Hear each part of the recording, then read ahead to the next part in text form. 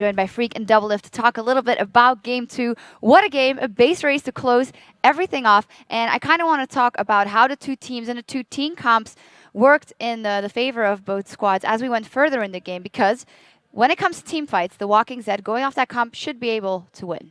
Yeah, so what I kind of liked about Walking Zed's comp is it was very sort of single focused, which I like to see teams that have a clear goal in mind, and we have two really good fighting bruisers, Renekton and Olaf, and the rest of our team's going to get them in there, and then when they do get there, Oriol's going to make them stay there and we'll kill everybody and it'll be great.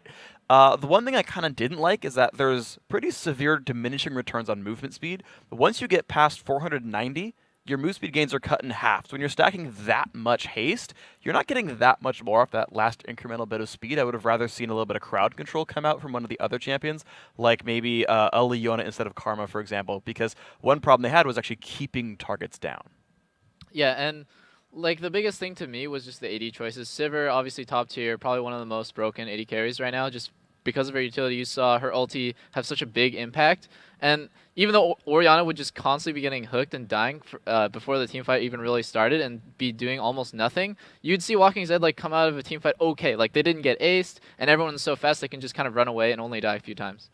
Yeah, and as you talk about those ADs, to me, the one comp screamed forward, forward, forward. And there was also tons of mobility on Team Coast. They had the Shyvana ult to jump in. They had Ahri jump in a while, but one person who didn't have anything to jump out was Varus, and that was kind of an odd choice. Yeah, that's why I've recently, whatever, my AD tier list, I put him in bleep. Trash? Yeah, trash tier. He is really bad against the current meta of top lane bruisers. And as you saw, like, how did the game end? Renekton flash eat on top of him. Varus has no way to escape without like coordinating a Thresh Lantern, and he got Ori ultied and he died. And when your 6-item AD carry dies at 50 minutes in the game, you auto lose. There's no way you can win the game anymore. So like, I don't know. I just don't like non-escape ADs with low range like that. He has great utility. He has a good laning phase. He's got everything that an AD carry needs, except for late game.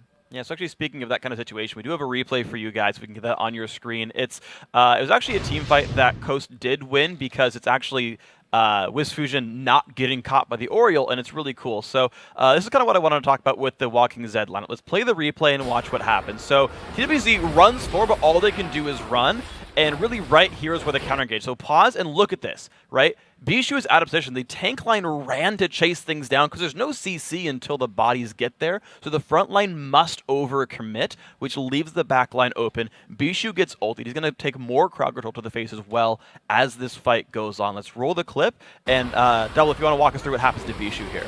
Yeah, so Bishu gets hooked right here, and because he went GA and Hourglass, he's going to live for a really long time. And the tanks on Walking Zed misplay really badly by chasing Ahri right here. This is the worst thing you can do. If you're a tank player, never do this. You're chasing a 20% HPR. She's doing nothing in the team fight anyways. She'll maybe get off like another rotation of spells, but the most important thing is that your backline is living and doing DPS. And as you see, Bobby Hankill and Bishu are about to come up, and they're going to die instantly. Like, there's no protection for them because the tanks chose to chase. Exactly. Nothing for Bobby Hankill to do except to walk up to Zion Spartan into that Sivir attack range. So let's roll the rest of the clip out and watch what happens. Bobby Hankill gets basically 3-shot there by WizFusion. The crowd control, the only CC that even existed, that Ori ult had gone onto other targets there, and you get a couple of cleanup kills there from Coast. That makes it a 2-for-1 right there. And that's what happens when the Varus doesn't need to blink to get away from a fight. He actually gets to put out damage.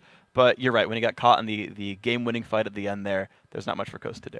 Yep. And in the end, it came down to little details, but we got to say great momentum for the Walking Zed. Now let's send it back over to Kobe and pastry time for the Game 3.